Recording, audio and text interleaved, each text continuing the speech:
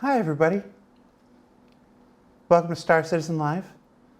My name's Jared Huckabee, and we're going to spend the next hour trying to hide the fact that I'm missing a tooth in my mouth.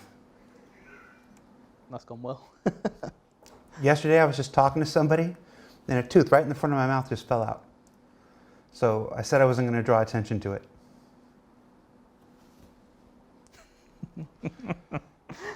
On this week's show, which is one of our Gamedev specials, where we make something for an hour, I really like these shows. We've got props artist 3? Senior props artist 1. Senior props artist 1 better than props artist 3? Yeah. I'm not sure how the farm system works in the props league. But Neither are we. Senior props artist, what's your name? Lewis. Lewis? Who's going to be making something for us for the next hour. Go to this camera and say hi, Lewis. Hello, everyone. Welcome to the show. I can't do this. This is your job. I can't. Give me some tips. Just tell everybody who you are and what you do for Star Citizen. So I'm Lewis. I'm a senior props artist. And yeah, I make props. So you might have seen Alberto last week doing concept. I do production props, so it's where we take concepts or we just make stuff up, and we make the actual props that go into the game. So that's what I do. Good enough? So if you've never seen one of these shows before, we're just going to hang out for an hour. We're going to make some stuff. He's going to do most of the talking, and I'm going to read your comments and make some little peanut gallery remarks for the next hour. So let's jump into it, since we've done 4 versions of the same intro already. Lewis, when we had Alberto on 2 weeks ago, he worked primarily in Blender. What is your 3D modeling program of choice? So I'm actually learning Blender at the moment, but my main software is 3ds Max. So yeah, just mainly 3ds Max. Okay. And this is the editor. This isn't 3D Max. So this is the editor. Okay. This is 3ds Max. So what are we making today? So today, I've picked a concept that I found deep in the recesses of my computer. And I'm basically going to be building this case here. So as part of the Interactables team, what I do is I also get to prototype cool new entities and stuff for the game using technology that's already kind of been made. And yeah, basically, I've kind of set up some prototype tech for this kind of carry case, and I'm basically going to be doing the visuals for it today. So I'm gonna get started now because I'm worried about how far I'll get. But yeah, essentially, that's what I'm going to be making, and yeah, I'm going to get started now. So yeah, I'll let you keep going. So this is not just going to be a box that sits stationary. As a member of the Interactables team, this will be a box that is meant to be interacted with by players, presumably to put things into it, to pull things out of it. Exactly, yeah. So part of what Interactables is really is kind of like an enhanced prop team, really. So what we do is we basically, like I said, look at the technology that we've already got. We're kind of seeing how far we can push our props in terms of interactability. So whereas a standard crate in our game would just be a static object, what we're trying to do is look at how we can make it more interesting. So for example, this one, so I'm going to do a first aid kit. So it's going to have a med gun, some refills for the med gun, and some syringes in it. And we'll make it so that you can pick it up. You can open and close it like a briefcase and carry it about. So this will be the kind of thing that you could be retrieving as part of a mission, or you could stock a couple in your ship's cargo bay to use later. There's a couple different uses that you for a case of this kind. Exactly. One of the reasons I kind of came up with the idea originally was because whenever I do a play test and I go and buy weapons, I always get annoyed that I have to buy a weapon and I have to scroll down and find the exact mag for the gun that I want and stuff. And one of the kind of versions we want to do is like a weapons case that comes with some attachments in it, some magazines and stuff. Like a full service kit. Exactly. Just give me, we called it a first aid kit. That's legitimately what we're looking at. Like a whole kit, you would just get this item and you would have everything that you need to go out for. Yeah, because in real life, if you wanted, like, you wouldn't go and buy each bandage individually from the shop and go to the counter and buy one bandage at a time. You'd buy like a full kit with everything you needed to get started. So that's kind of the idea that kind of started this stuff. But its applications there's a lot. So this one in particular will be a medical one, but yeah, there's loads of things that it could be used for. Unless you were like a Band-Aid collector. Like you wouldn't, because you probably just want to go to like eBay or Etsy and purchase individual Band-Aids at that point, because you wouldn't want to have to buy a box of 20 just for the one particular, Flintstones Band-Aid you were looking for to add to your collection. I just blew your mind, didn't I? You know what? Yeah, you did. The problem is, I find it very hard to focus on two things at once. So when it comes to like modeling and talking at the same time, my brain kind of just like shuts down, which is why I've been planning what happens when you're doing 3D. If someone's like giving you feedback over Teams or something like that, you end up doing this. You just pan around the model for an hour and then nothing gets done. But yeah. Swedish Fish Tank from the chat says, aren't most of these programs interchangeable? Yeah, for sure. Like, I know the core fundamentals of like 3D.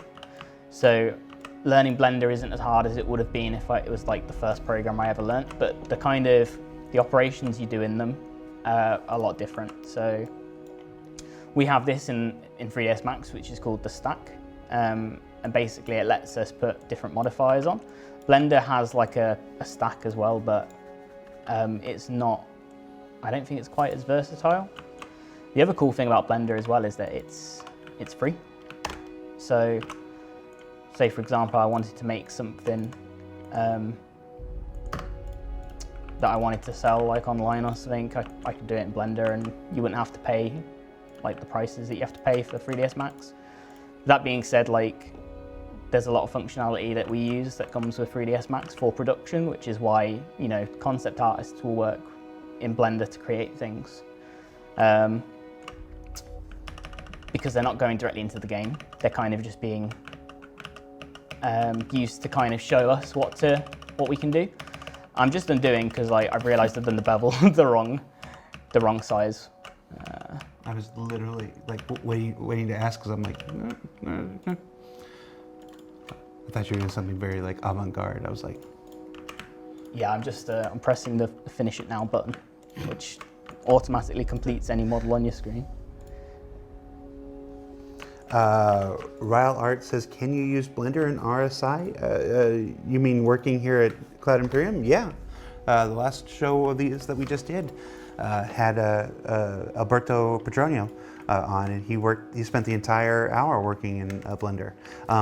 Generally, we have a magnificent tools team here who spent a good portion of the earlier years of the project creating an entire suite of tools that allow this program to connect to that program, connect to that program. And then when our friends at Montreal came on board, they took it even a step further with Mighty Bridge, which was a whole internal suite of tools, again designed to make that bridge between a whole bunch of our different softwares and our Star Engine, because we think, generally speaking, if you watched the show 2 weeks ago, you saw how blazingly fast Alberto Petronio was in Blender.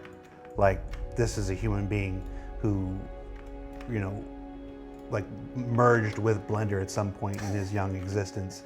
And it was just, everybody I talked to afterwards, like even internally, we're just watching like, how does he know all the commands that fast? Like, he knows them all. So, but there are people like that with 3D Max, and there are people like that with Surface, what's the Surface program? I'm trying to think of this, the Substance Designer and stuff like that. So we try whenever possible to provide the tools and the pipelines necessary so that our artists can work in whatever software they're most efficient and most effective in. It can't always be accommodated. Like you're learning Blender right now, it's like this, but we do try where we can. Yeah, no. To be fair, I prefer 3ds Max. I'm faster in 3ds Max. Blender, I still have the training wheels on. I'm still Googling every time I do an operation to work out where everything lives, because obviously once you've learned it in Max, you know where it lives in Max, but elsewhere it becomes an issue.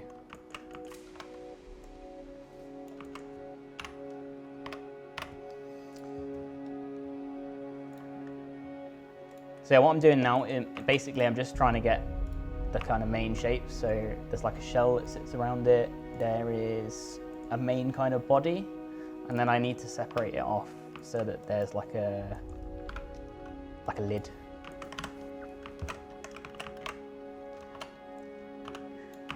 And all these little crosses you see are basically, I've set up everything I need to have it functioning. I did like some basic animations as well. And basically I'm just going to model the geometry and plug it in as we go along. And if I've planned it okay, it should work. But who knows? A-Robs says, any tips for people applying to work on Star Citizen? Believe it or not, A-Robs,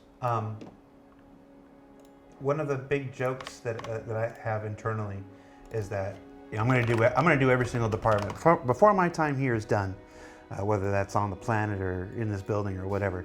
I'm going to do every single department that ever contributes to the making of a video game, and one of the last ones probably being HR. But we actually recently did one of these shows just a few weeks ago, maybe 7-8 weeks ago, maybe 10, with one of the members of our talent acquisition team.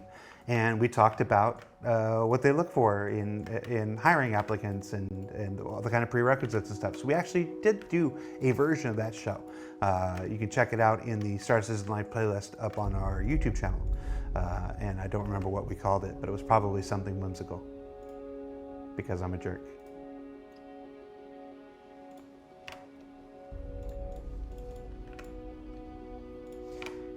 If you're looking to get into art,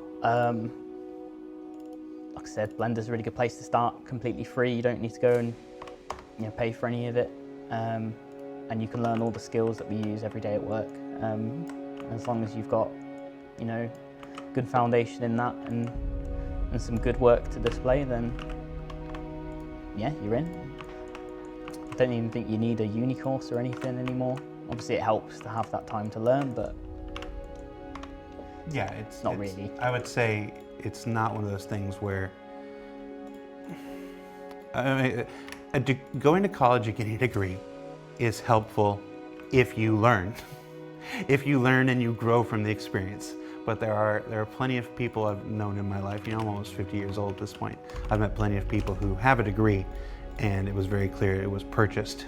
Yeah. They did what they had to do to get through the schooling and get their degree and stuff like that. But it's not a true signifier of their experience and what they know and what they can do. One of the things I think happens a lot in the games industry is it's one of those things where you can test. You can give them projects. You say, hey, go and do up this, or show me a version of this, and show me your process and stuff, so we can evaluate those things. So a degree is less useful. The paper degree is less useful. The knowledge you can get from it is valuable. But if you have the knowledge and you got the knowledge some other way, we don't discriminate. Yeah. And I don't know a lot of game studios that do. It's the final result that matters, and just putting in the effort to get there. I think it's a very fun job, so definitely it's worth the effort. Siren Industries says, Jared, is it tough to schedule the content now between ISC and CitizenCon? It's always tough. I mean, if we're being honest about that, like I said, I've been here. I'm on year 9 now. I'm closing in on that decade of doing 2 shows every single week. For most of that. For a while in 2015, it was 5 shows every week. and so like this. It's 13, 14. Actually, I'm sorry. We think we just passed 1,500 videos that I've been the primary creative force for, just for Star Citizen, just on the YouTube channel. There's a reason no other game company does weekly behind-the-scenes docu-series like ISC, and why the shows that they do weekly, the live streams or whatever, are usually just them playing the game or something like that. That's what they can accomplish weekly. We strive to do more than that, and we always have. So it's always a struggle. It's always a struggle because, especially in when you're showing work in progress. Everything we do is work in progress. What Lewis here is, he's the very earliest part of work in progress. Every artist would prefer that we wait until it was done. Yep. Before we show it to you. Every single artist would be like, no, I want it to be perfect. I want it to be done, which is what you get in virtually any other gaming project.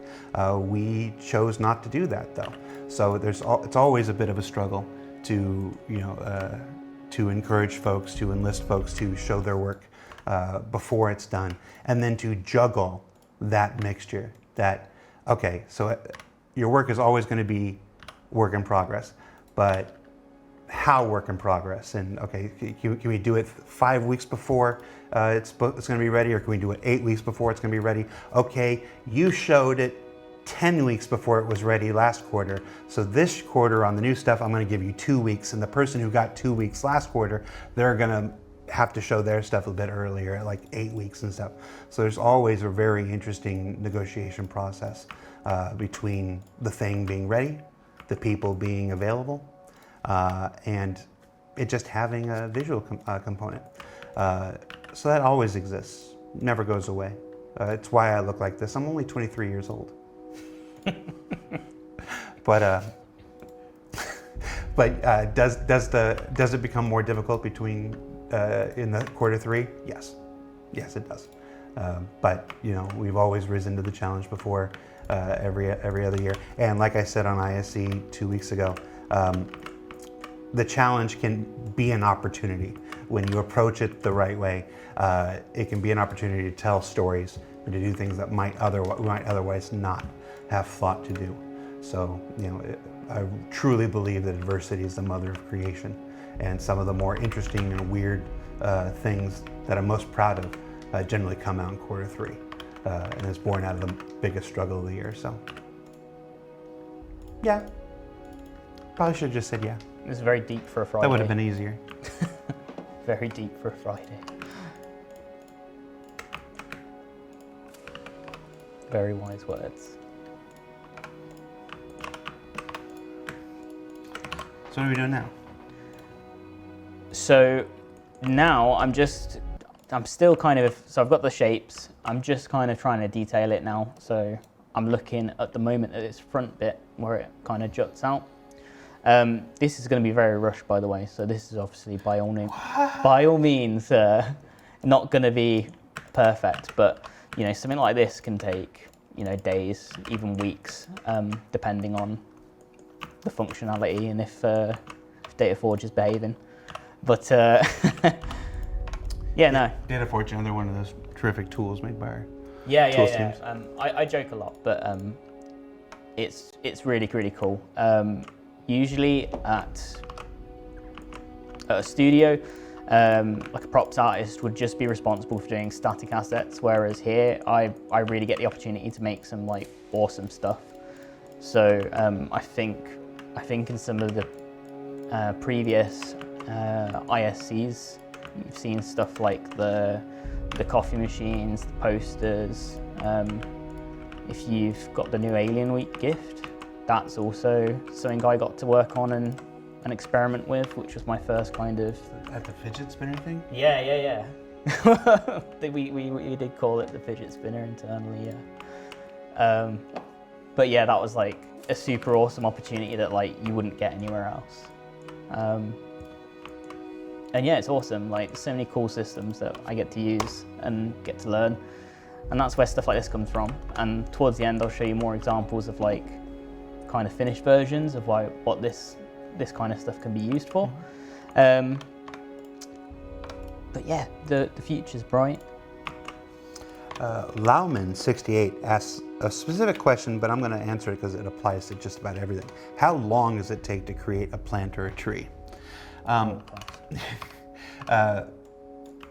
long anything takes in video games is incredibly subjective. We're not telling any tales out of school there. Not only does the complexity of the item itself factor in, but the relevant importance of it. If it's what we call a hero asset versus just something that's going to be seen in the background, that'll mean the fidelity has to be higher. It means there are probably more review gates involved. The point at which you say, yeah, that's it, is probably easier to get to on a background item than it is on a big hero asset. This applies to anything from characters to props to flora and fauna and spaceships and everything like that. But we used to talk to Paul Jones about this quite a bit. Hi, Paul Jones. About how long this process took, and it's always a question of how soon you zero in on the idea, because I always like to say this is game development, not game construction. You don't always just know what the thing you're making is when you start. A lot of it is about exploring a process and looking for a feeling. And as David can attest, David's my producer, even when making videos, I will sometimes be very, very prescriptive. I want this, and do it like this, and do it like this, and put this here, and put this there, and then let me see it like this. And then the editors will go out and they'll do it, and I'll come back and go, oh, that's terrible. Yeah, don't do any of that. Do something new. Do something new. But I don't know, sometimes, even after doing this for almost a decade, I don't know if it's going to work until I see it. And that applies to just about anything, especially during the concept phase. That's one of the reasons the concept phase exists, because the idea is that you've answered most of those questions during the concept phase. But as often is the case, you discover things when you get to 3D art. You discover that, oh, we didn't look at the back, or the metric for this was wrong, and stuff like that. We're looking at the concept on the screen right now. The concept. Yeah, I don't know what's going, how does the hinge work? We don't know. That's not something that's been answered for me, so that's something that I'd have to think about a bit more.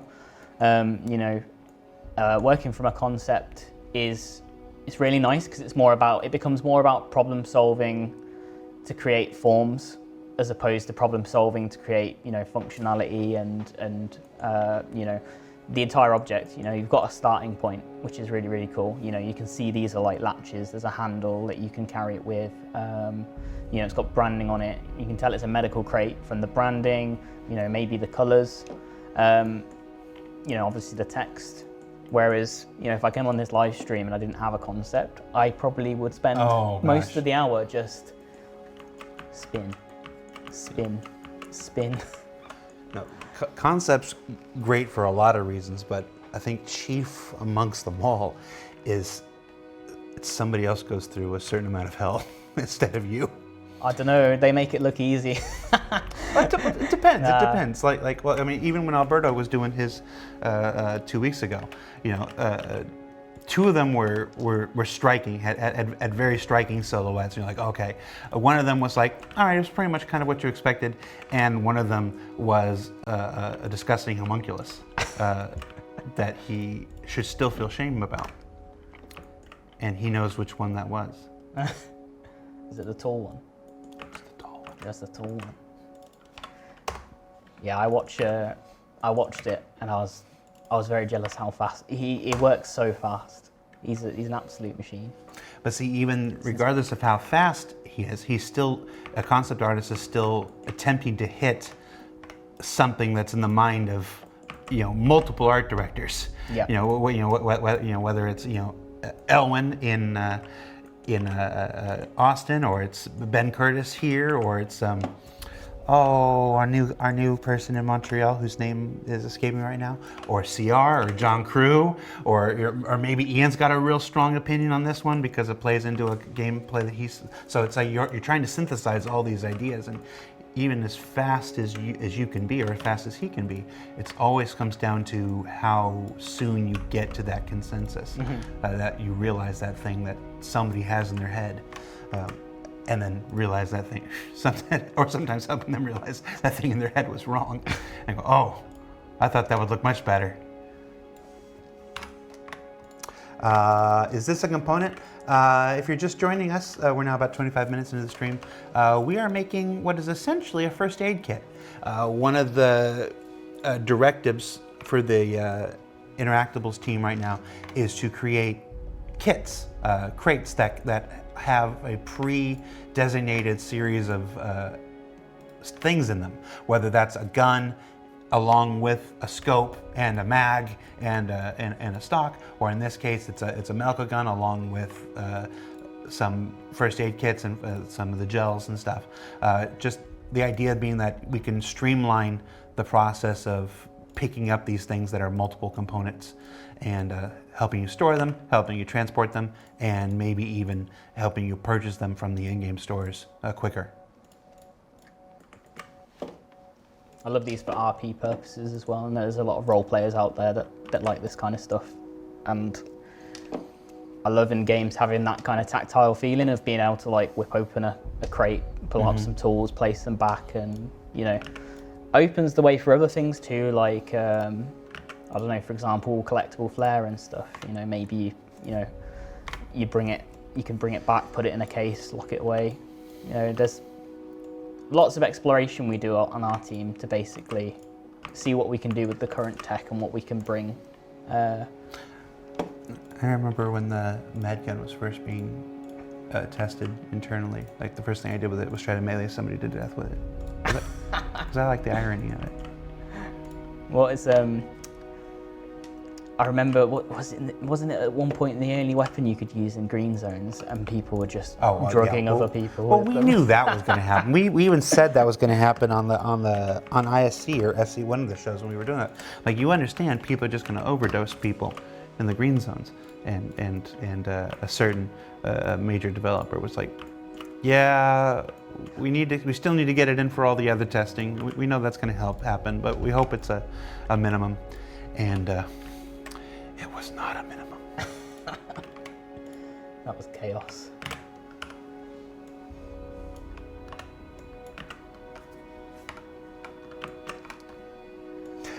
Smooth Jazz Hands 69 says, all right, at what point does this get interesting?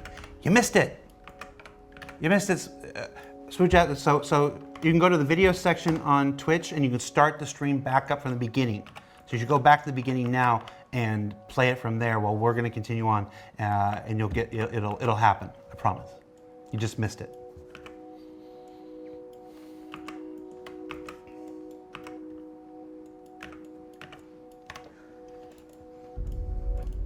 Right, let me bring my hierarchy back up again. Where is the bit that I need?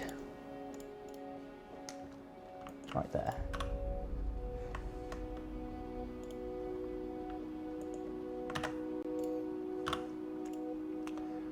There's some things you can just always predict, like 14 people in chat going, "What's in the box?" Man, that film messed me up.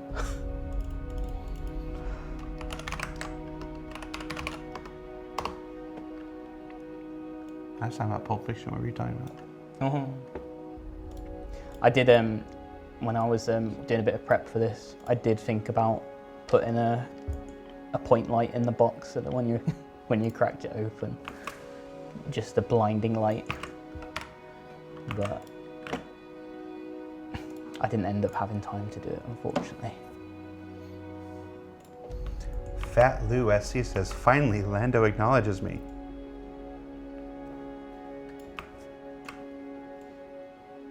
You should call your mom, Fat Lou. She misses you.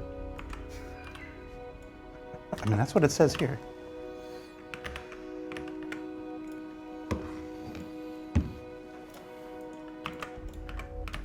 Right. Let's export this and let's see if it breaks.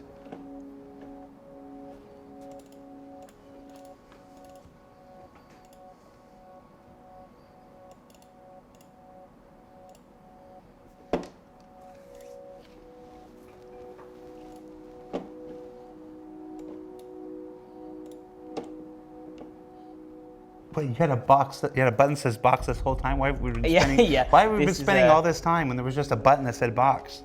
Yeah, I should have. We could have been done. I should have hidden that. That's how we made the entire cargo system. Just. Bloop. Secrets have been revealed.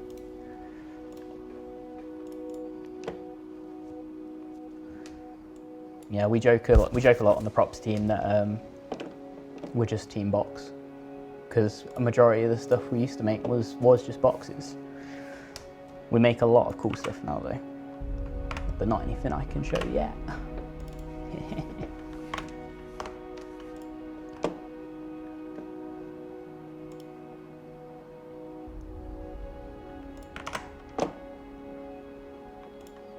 Cool, let's see what's happening. Oh. Cool, so we've got something resembling a box. There's some missing faces, but that's fine.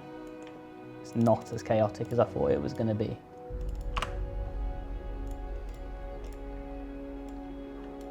So we buried the lead there. You're able to just, from working in 3D Max, you're able to just, with a couple button clicks, get a version that opens up in the editor. Yeah, so you imagine, imagine you just open the program, right? You'd have to go File, Export, you'd have to configure all your settings and make sure it's the right format, make sure that it includes animations, it includes geometry, it resets we have a thing called Xforms, which is basically how it's scaled.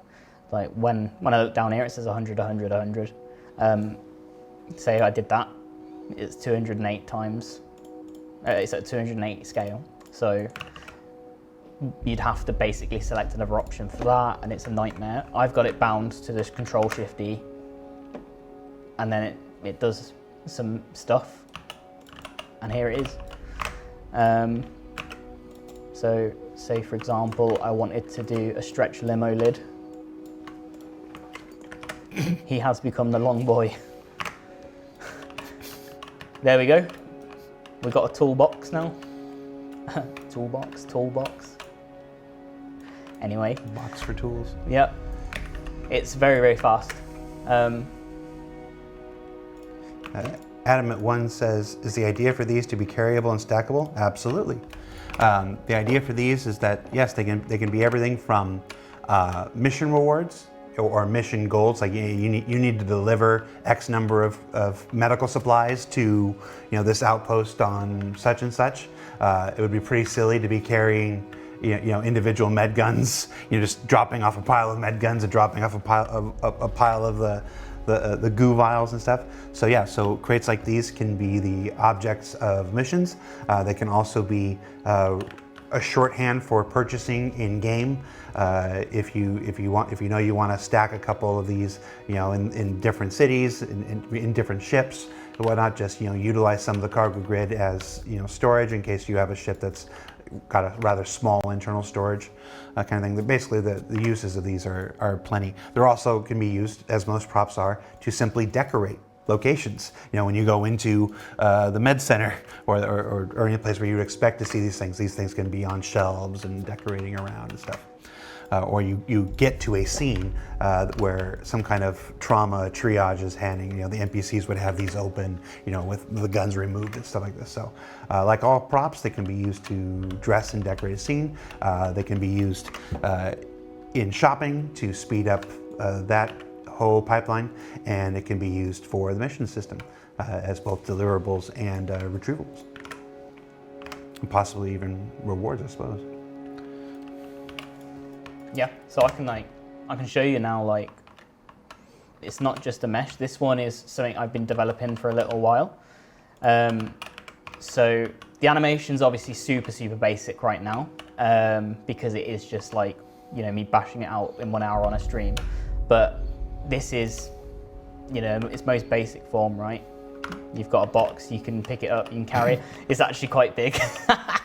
So yeah, the metric obviously hasn't been decided on for these yet. We're still kind of testing it and stuff. But yeah, we'd adjust the grips. We'd probably make it a bit smaller. But there, you can take it on your ship. You can open it, opens up, and then you've got your your stuff inside. I can't even pick them up for some reason. Ooh. Oh, I know why. Because it's broken?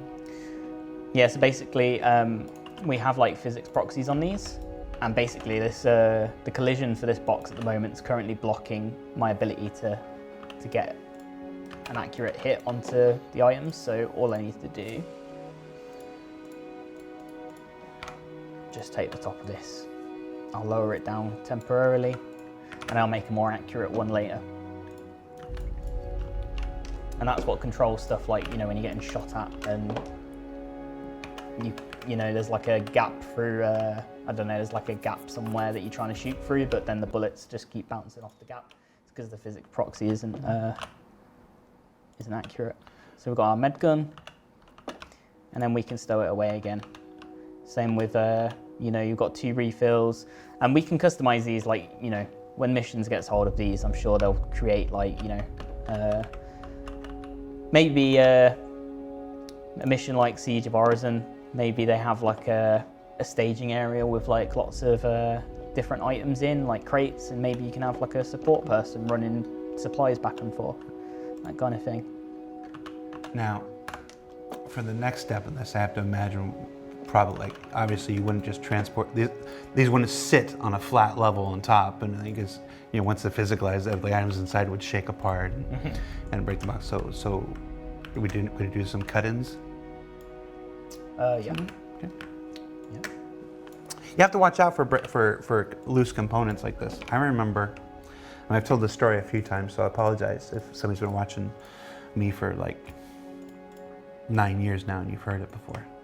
But there was a time back in 2014 when this was still in the Arena Commander days.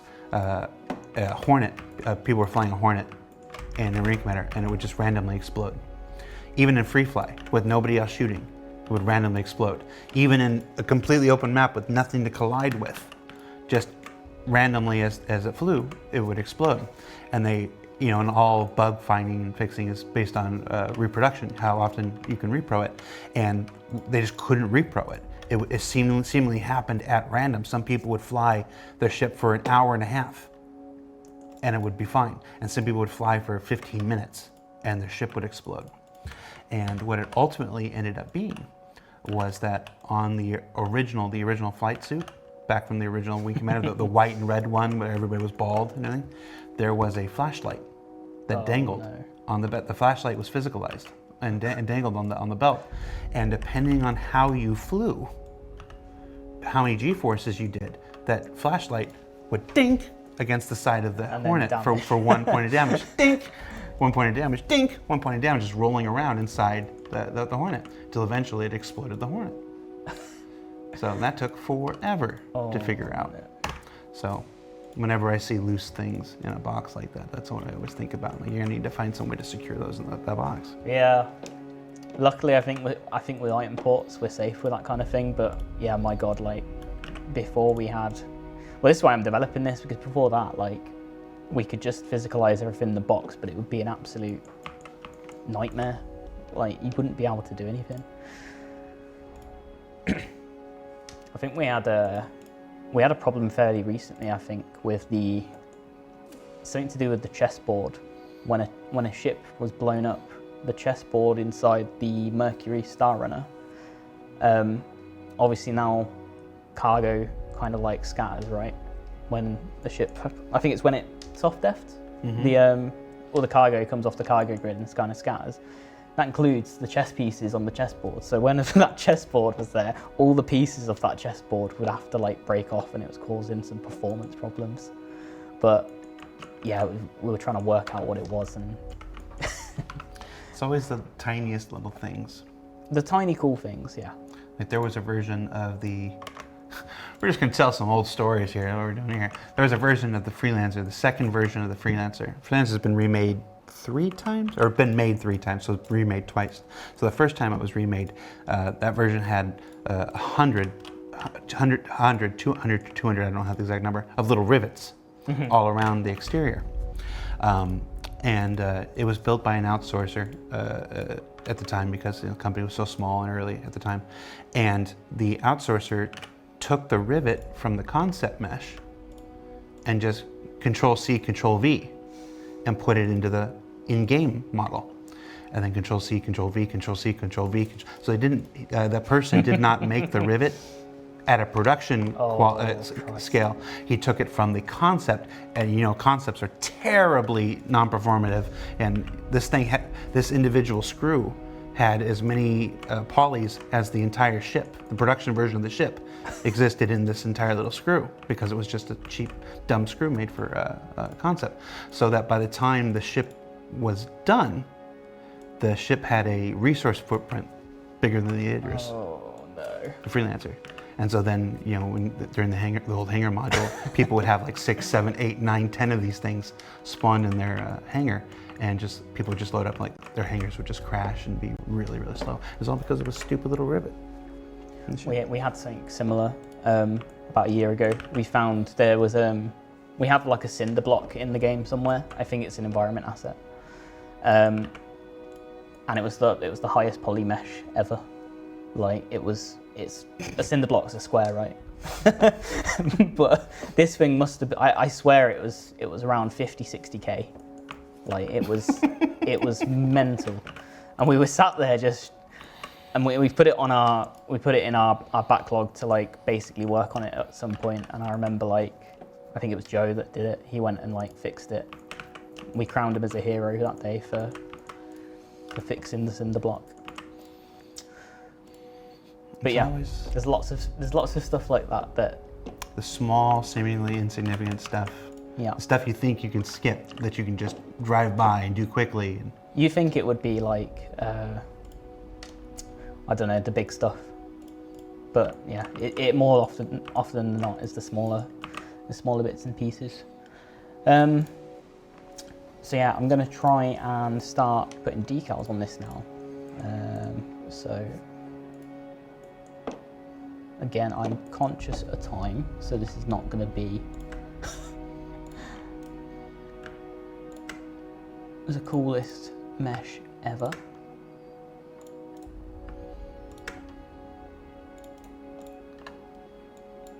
Let's give it some personality. Just because. Lowen68 says, will this box be in game? No, not this box. A better box. I don't know, a box that takes more than an hour to make. My lead's out at the moment. I can get away with a lot of submits under the radar right now. Views and opinions of Lewis Thompson do not represent those of Cloud Imperium Games, Robert Space Industries, or its subsidiaries. There we go. We put a nice high voltage label on a box that has no electricals. What decal sheet am I using? This one. Cool.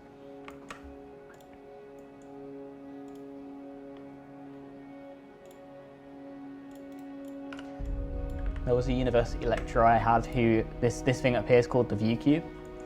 And basically, say I wanted to see it from the front, I could press like F to go to front view, or I can press one of these faces, and obviously using hotkeys is a lot faster, but I still press this to change faces sometimes, even though I could just like, you know, press this. I know, it was brought up at your annual review. Yeah, yeah, we noticed you're still using the view cube, what's going on?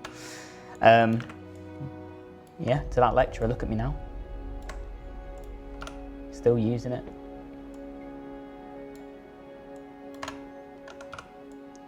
Mother, I did it.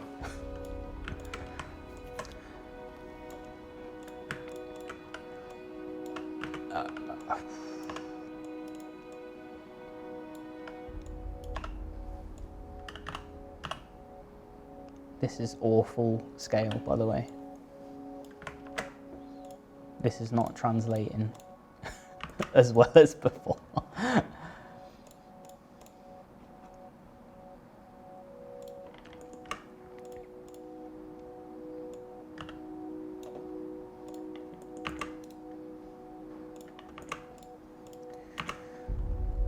What else do we need? We need a giant medical logo on top.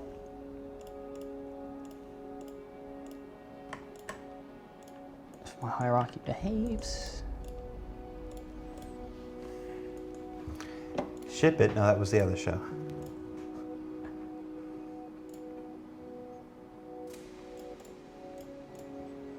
Fox Creative Gaming says, I use 3D Max View Cube once or twice if I don't feel like hitting the hotkeys. Some keys are just so far away, you know? You don't want to move your left hand off WASD. It just feels wrong. Bobby Wan says, in all seriousness, are the CIG staff interested in other sci-fi games? Yeah.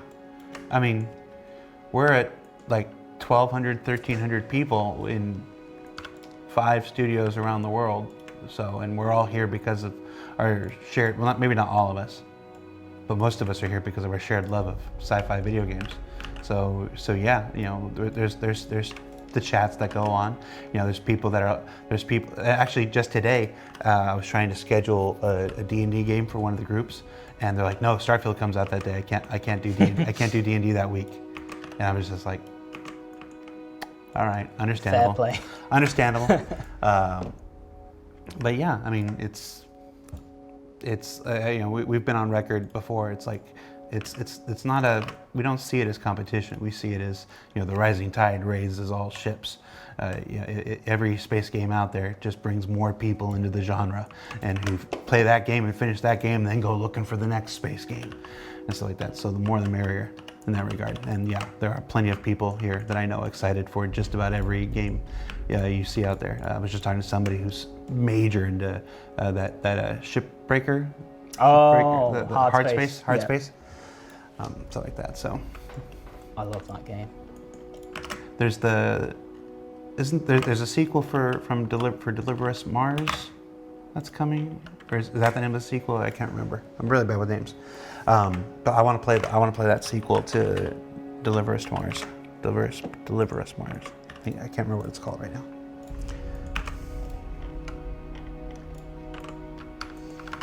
Yeah, you gotta love sci-fi. Especially when you don't have like a concept. Like a lot of the time we'll also just make, you know, the concept team doesn't have time to do, you know, for example, I don't know, just a trash bin. We'd probably design it ourselves. So just having a kind of eye on the kind of stuff out there really helps, especially with the design language.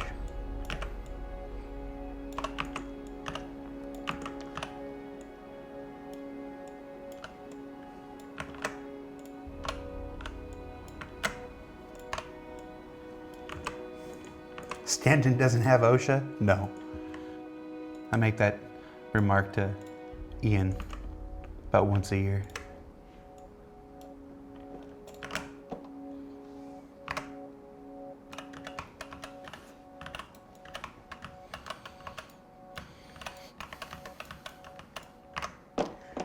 Getting there bit by bit.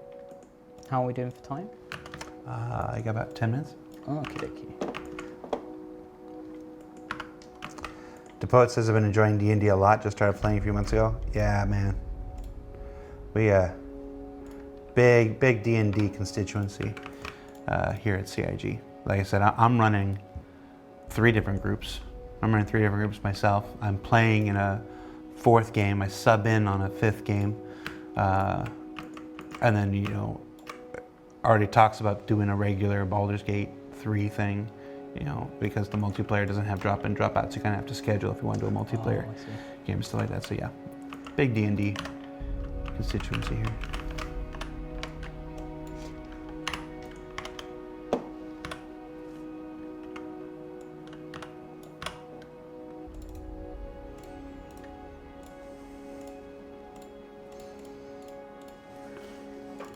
So I'm just whacking symmetry modifiers everywhere because like there's no point redoing work on multiple sides when you can just mirror one corner and get it all done.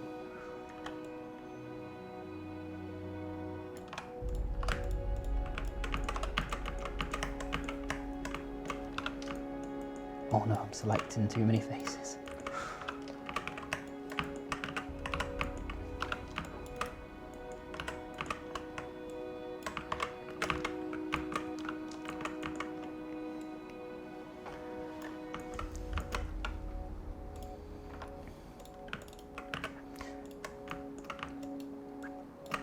So yeah, because this tech that we're doing for this is still in kind of like early stages. We haven't done stuff like set it up for local inventory and the cargo grid and stuff. You can kind of tractor beam them around, I believe, and carry them manually.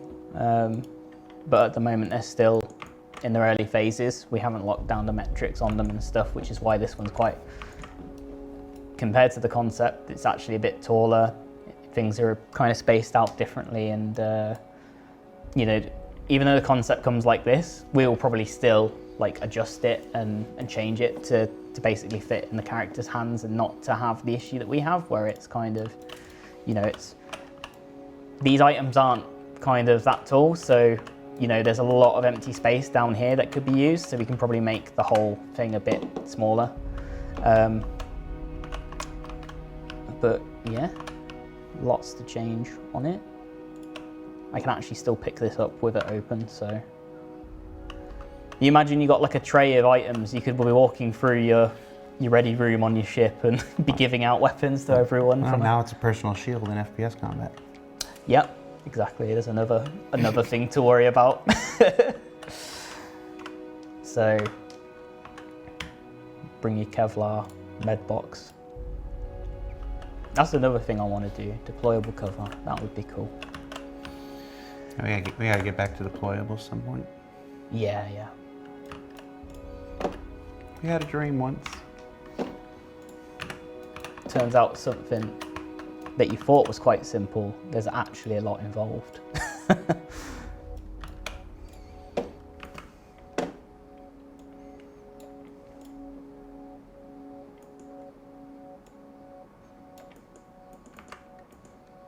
You make it face forward so you can make a pizza or cake delivery and show them to your client. So like present it to people?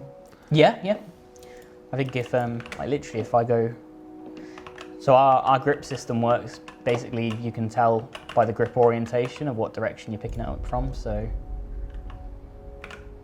obviously it's not, surprise.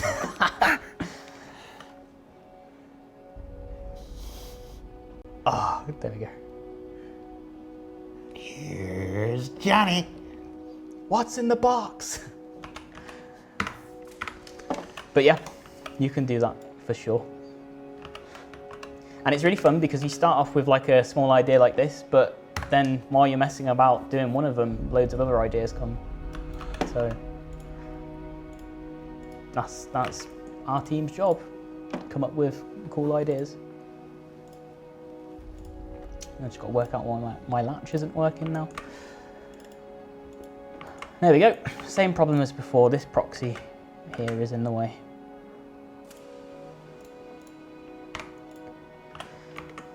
So that box script that I used earlier to create this box, it takes the bounding box, but in this scenario, it's made it too big. It's made it a bit too big, so I'm gonna move it there. And even though this isn't covered by it, it doesn't really matter because you're not really gonna get kind of up this close and shoot through that.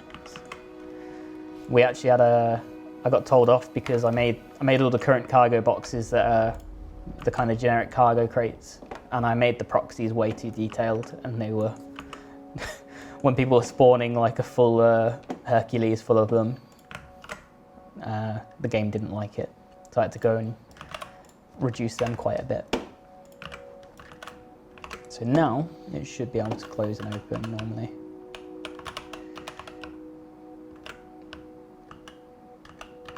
Never mind. This is another one of those things. Doing good, sweetie.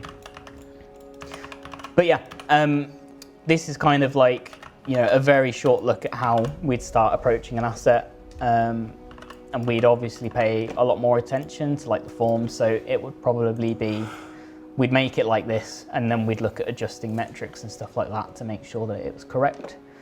And yeah, so I've done like a few different types. So this is actually one that I started this morning. So same as before, I kind of started from scratch, just like I did on the stream, except this one I started at 9 when I got in this morning. So you can see it's a lot more kind of accurate. I've got some POM details that aren't correctly positioned, which disappear, which is annoying, but you can start seeing how we develop the shapes and stuff and get some cool details in. You know, we get these branding decals and stuff in, which are really important as well. So we've got like the Brentworth Medical Centre stuff. We've actually got a really cool system, which we set up with a lot of the props now, where we can basically pick specific brands in the game that have had a branding pass. So I'm going to do Covalex, for example. If I apply this, we have certain logos and stuff on boxes that can change depending on the company. So for example, the logo changes to a Covalex logo, same as with the labels as well. And the color scheme of it changed. And the color scheme, yeah, exactly. And yeah, there's a lot of them. So we had Brentworth, let's make it a Cure Life one, because that's the brand of the med pens. And this one opens? This one does open. See, it's got the latches. So this one I developed a bit more. Oh. Yeah. So with the way the animations are set up, obviously I did some very, very simple latches, but you know, starting today, you're not going to get something very complicated. I'd like to spend like, you know, at least a day or two making some really cool animations, but just in a short time you can see like we can make shelves that move up, we can position them in different ways, you know, we can have more complex latches and stuff. We can even item port in keypads and stuff, so you can have like a lockbox type thing that you can carry around with you. And yeah, this one's a bit better scaled compared to the other one. Is there a third one? There is a third one. You can open it in your hands as well. I don't know if that will stay. And then here's an example of like a final, so you might have seen this in the verse already. This is actually a socket set that we have in a few different areas. But I painstakingly went through and physicalized every single item in this case. So we've got like a full kind of engineer's socket set. So you can take out every single one of these and examine them.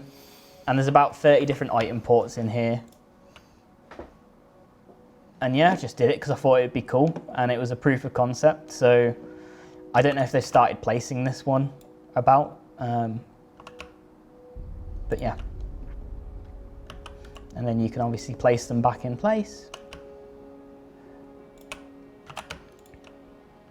And then boom, I'm off. I don't know which ships in the verse still use like sockets and stuff to repair, but yeah. I need to talk to the mission team now to get them to make a mission where you get given one of these boxes and you have to go and explore and find all 30 pieces. You get an empty box. You just get an empty box. Tools throughout the verse.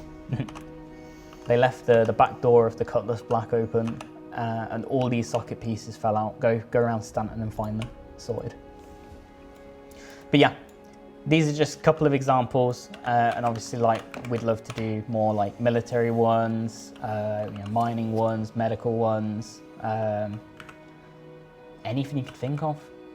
Maybe we'll do a pristine Pico display case that pops open and spins them around at some point. Did I not see one you were working on where the things are vertically placed into the thing? Yes, yeah, I can show you that.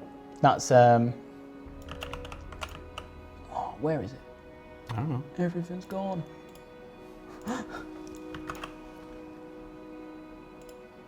My UI like reset itself. So there we go, content browser. Oh. What did I call it? Yes, for those of you who are wondering, like, he's typing and I'm not seeing anything, we moved the content browser off to the other monitor so that all the cool secret stuff doesn't get shown on stream and I don't have to get the email I invariably always get.